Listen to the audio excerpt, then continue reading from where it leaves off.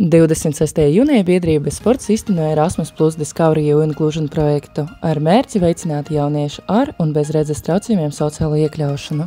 Kopā ar jauniešiem devušies arī atbalsta personas. Jaunieši izvēlējušies apceļot Baltijas un Skandināvijas valstis Igauniju, Zviedriju un Somiju. Savu ceļojumu sākam 26. jūnijā no Rīgas atbraucot uz Tallinu. Nākamajā dienā izpētījām Tallinu un devamies piedzīvojumā ar prāmi. Dažiem jauniešiem tā bija pirmā pieredze braucot ar prāmi.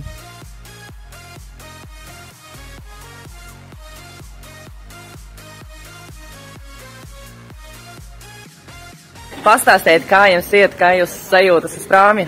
Foršas sajūtas, ļoti forši bija Tallinā un cerams, ka viss būs kārtībā arī Stokholmā un Helsinkos. Ļoti labi. Ļoti labi. Nu, prieks. Labi. Čau, Diana, pastāsti savas sajūtas uz kūģa uz prāmi. Man ļoti patīk, ka es pirmo reizi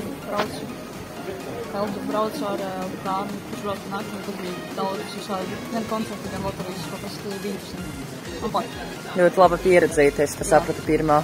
Un pastāsti, Alīna, kā tev ir? Ir ļoti forši. Es arī braucu pirmo reizi, un man liekas ļoti interesanti, ka šeit ir ļoti daudz stāvu, šeit ir tik daudz izklaides, pat vairāk nekā kaut kādās viesnīcās, ir ļoti interesanti. Ļoti labi. Paldies par jūsu pieredzi. Interesanti, un mēs jau tuvojamies Stokholmai.